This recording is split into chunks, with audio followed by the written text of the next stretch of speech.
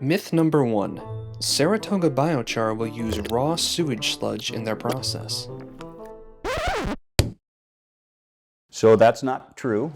We would only use biosolids, which is treated sewage sludge. It's already been digested, and that means it's been introduced to microbes which consume and transform all the organic matter, and the population of microbes explodes and does that, and then it dies. And so in the industry, in the wastewater industry, biosolids are sometimes jokingly referred to as a pile of dead bugs.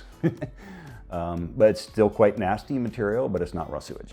Myth number 2. Saratoga Biochar will stink up the place and emit noxious fumes into the local population. Yeah, that's not true at all. Our technology and our entire facility and process design has been contemplated to be located close to major metropolitan areas like New York City.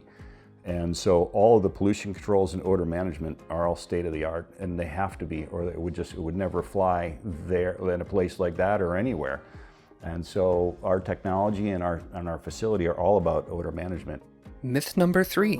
Saratoga Biochar will create and leak or distribute PFAS, forever chemicals. That's not true at all. The technology is all about destroying PFAS. PFAS exists in massive quantities and high concentrations in a lot of things that we do and we use in society, but that's not the case with biosolids. It passes through our bodies from our things that we cook with and things that we eat on, and sometimes from the foods that we eat. That's how it ends up in biosolids, but what ends up in biosolids are trace amounts. We're already starting out with very low levels, and our system is capable of removing it from the solids, pushing it up into an aerosolized gas, where it is then combusted at high temperature in a multi-stage thermal oxidizer, which destroys it completely. Myth number 4. The biochar end product is unsafe for soil application. That's absolutely untrue. Biochar has been around for 2,000 years. Testing and use of biosolids-based biochar has been around for decades. And when pyrolyzed at the right temperature, all of the contaminants are removed from the trace amounts of volatile organic compounds like PFAS compounds are removed from it. And so the material itself is very clean, it's very safe, and it makes an excellent fertilizer. It puts a lot of carbon and organic matter back into the soil, and it loads the soil with carbon-bonded macro and micronutrients, which are very good for plant root growth and soil health and microbes and fungi.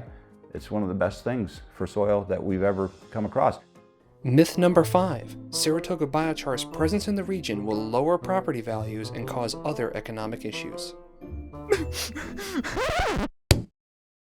Yeah, I don't see that happening. So right now, Moreau, for example, is already upside down. It has too much residential. They keep adding more apartment buildings, and they don't have enough industrial commercial. And so that puts the tax base upside down. They also just lost Essity Paper last year, which pulled about $16 million out of their tax revenue base. They have no plan to recover that. They have a budget that depends on it.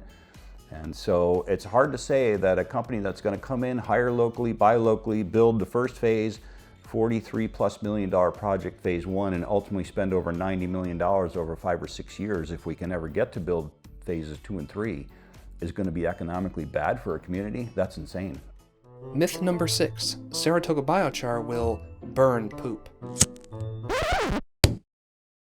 The pyrolysis technology that we use, it heats material in a chamber that's starved of oxygen, and so there's no way for that material to combust. It doesn't burn, it heats it. It literally cooks it. Saratoga Biochar will superheat biosolids. We don't burn poop, but I think it's funny that people say that. Myth number 7. The EPA does not approve of this project.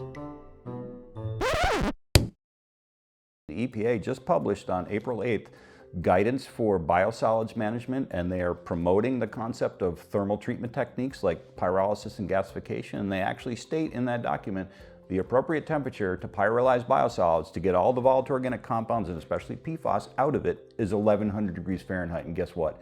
That's the same temperature that we arrived at 2 years ago in all of our testing and research. That is our pyrolysis temperature.